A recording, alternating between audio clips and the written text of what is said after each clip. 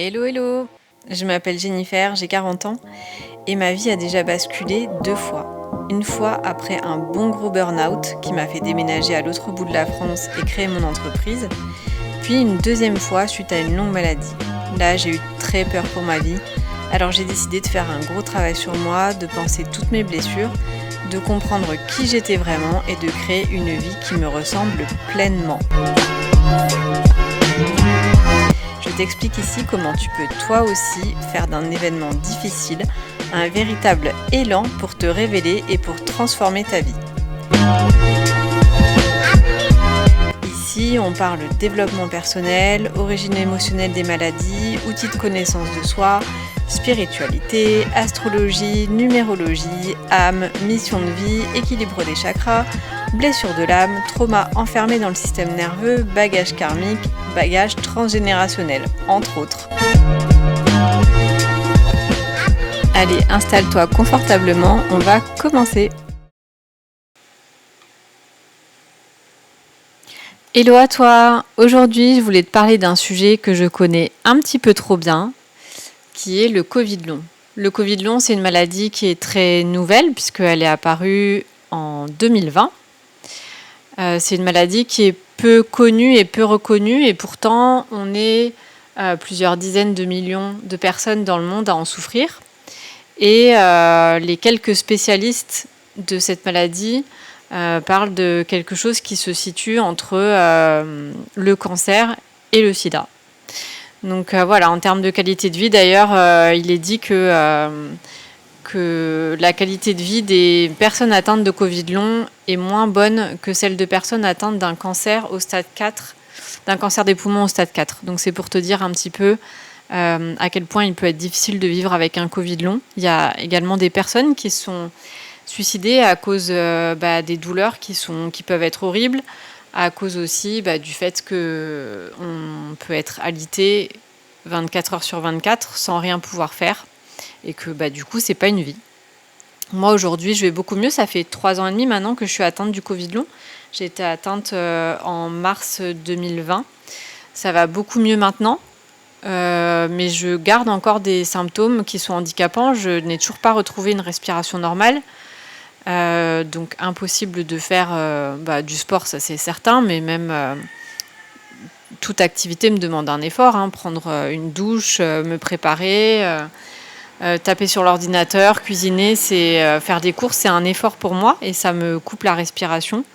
Et puis, je continue aussi à devoir m'allonger très régulièrement pour éviter le malaise. Donc voilà, mais je vais quand même beaucoup mieux qu'il y a quelques temps. Donc je me sens déjà très chanceuse par rapport à ça. Du coup, voilà, aujourd'hui, je voulais faire un épisode spécial là-dessus pour expliquer un petit peu ce qu'est le Covid long. Donc le Covid long, ça se déclenche à la suite d'une contamination au virus SARS-CoV-2 ou alors suite au vaccin qui est censé éviter des formes graves du coronavirus. En fait, on parle de Covid long lorsque des symptômes se réveillent ou se prolongent plus de 12 semaines après le début de la maladie ou suite à la vaccination. Les symptômes du Covid long, ils sont extrêmement nombreux. On en dénombre plus de 200. Je vais te dire quels sont les principaux. Après, j'ai envie de dire que ça, c'est des symptômes officiels.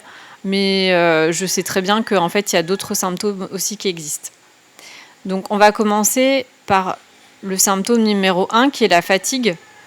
C'est le symptôme le plus fréquent. Mais en fait, on ne devrait pas du tout parler de fatigue. C'est un terme qui est vraiment usurpé pour ce que les personnes atteintes de Covid long ressentent. En fait, on parle plutôt d'épuisement. Et cet état, il peut être là tout le temps, ou alors de manière fluctuante. Et il peut aussi être provoqué par de simples tâches du quotidien, comme je te le disais tout à l'heure, donc prendre une douche ou même une simple tâche mentale. Une partie assez importante des personnes atteintes de Covid long font également des malaises post-effort, qu'on appelle aussi des crashs. Donc ces malaises, en fait, ils nous mettent au lit pendant plusieurs heures, plusieurs jours, voire plusieurs semaines ou même mois. Et dans ces moments-là, on tient à peine debout et même parler est trop fatigant. On ne sait pas encore si les malaises post-effort du Covid long sont un symptôme de ce virus ou alors si ces malaises ne sont pas dus à une encéphalite myalgique qui aurait été réveillée par le Covid long. Parce que, en fait, on entend beaucoup parler de maladies que le virus serait réveillé, telles que le SAMA, le Lyme ou également donc, l'encéphalite myalgique. Donc ça, on ne sait pas encore exactement. Il y a également des symptômes respiratoires. C'est un symptôme assez courant du Covid long, donc c'est des essoufflements, que ce soit avec ou sans effort. La persistance d'une toux peut aller avec.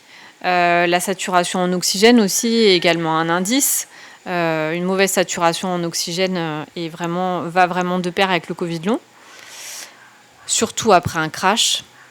Et il y a souvent avec ça des douleurs thoraciques, donc des douleurs intercostales, des oppressions thoraciques qui peuvent être accompagnées également de palpitations cardiaques. Le cœur est souvent fatigué aussi, voire enflammé.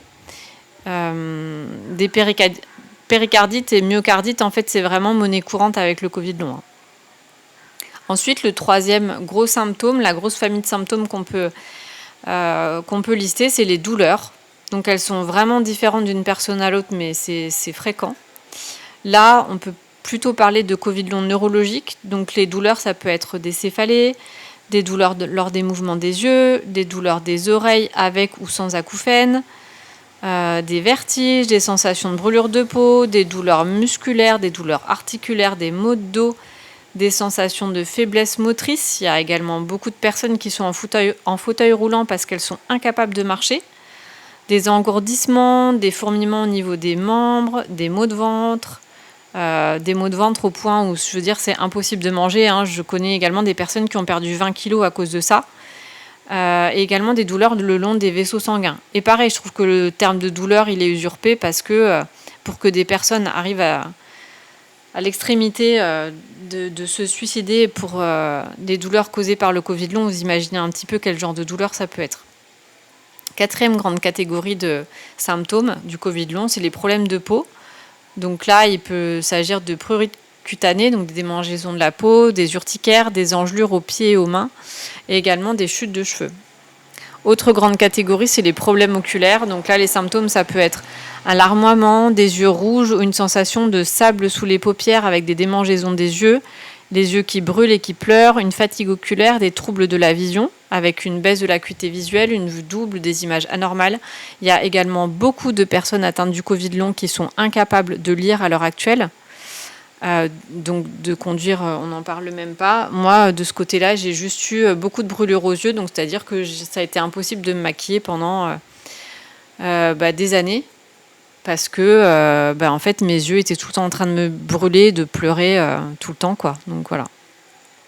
Autre grande catégorie de symptômes du Covid long, c'est les troubles digestifs.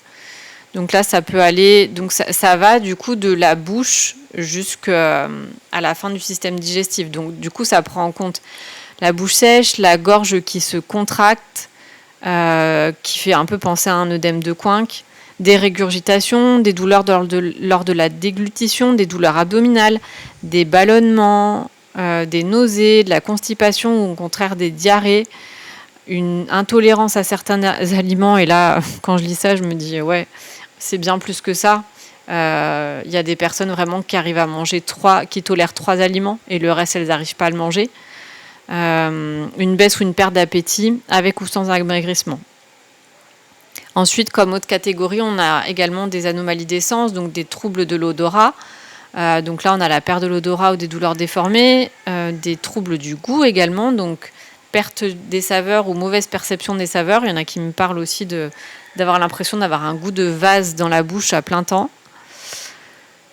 Et enfin, la dernière catégorie de symptômes, c'est les troubles neurologiques. Donc là, c'est les difficultés de concentration, de mémoire, le fait de ne pas trouver ses mots, avoir des vertiges, avoir une sensation d'ébriété au point où c'est juste impossible de marcher, une irritabilité, une grosse anxiété, mais vraiment une espèce d'anxiété dans le corps, des espèces de montées d'anxiété qui sont vraiment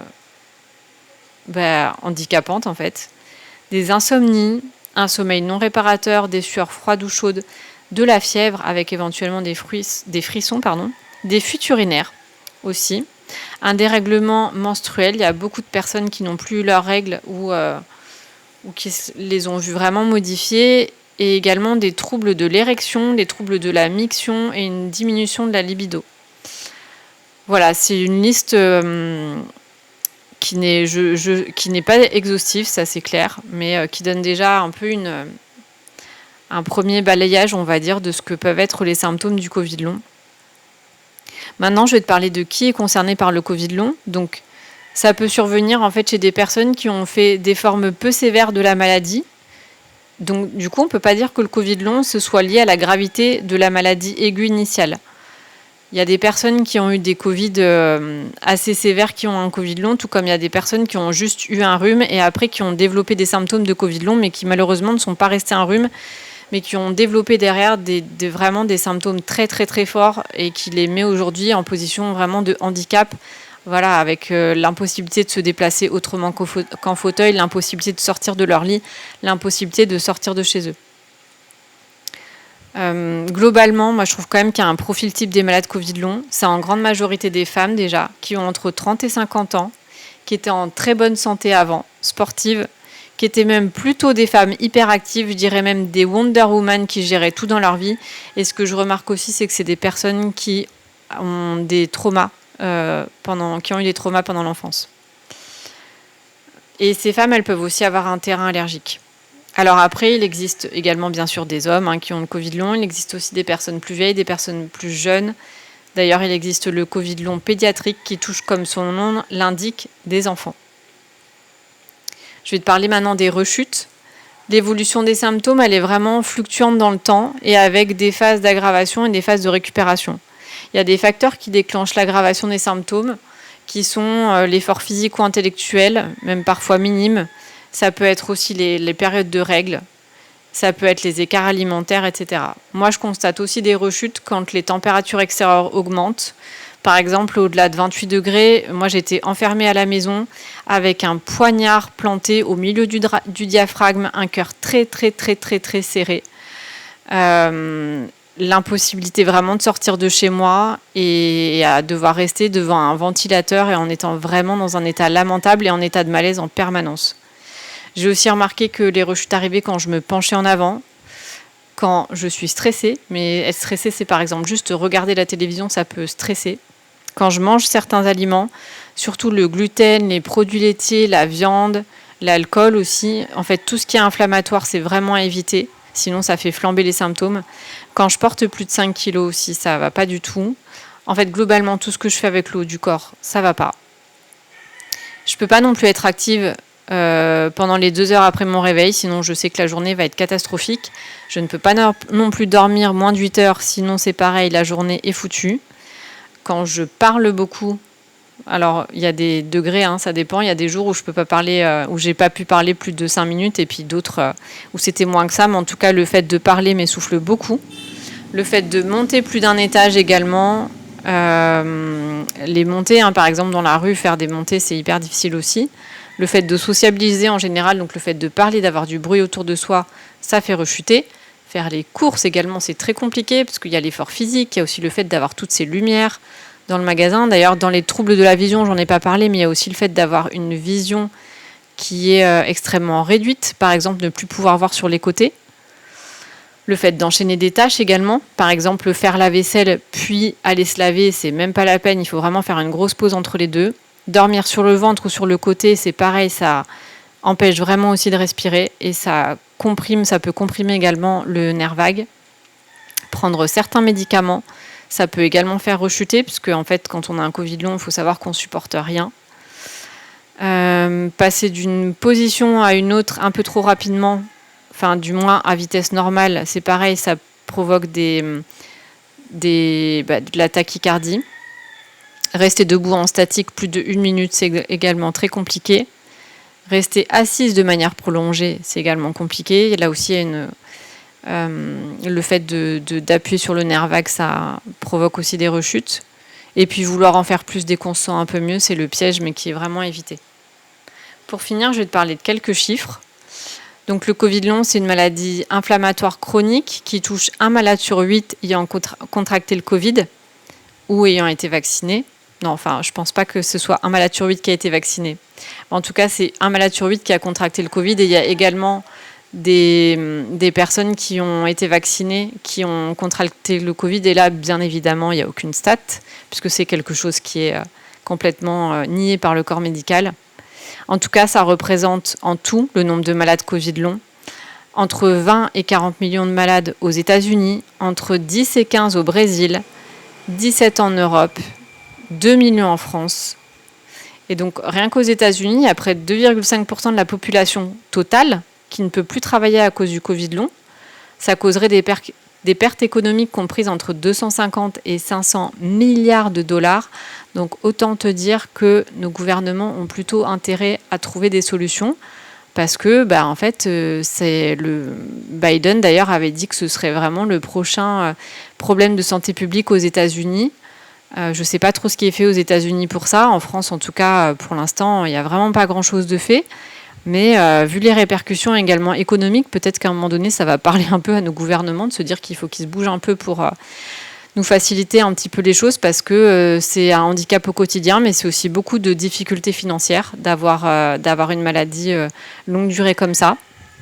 Et voilà, donc grosse pensée pour tous les malades Covid long, et également toutes les personnes atteintes de maladies chroniques, toutes les personnes atteintes de maladies invisibles. Je pense vraiment fort à vous et je vous embrasse. Bye bye. Depuis 3 ans et demi, la maladie du Covid long, c'est vraiment quelque chose que je connais bien.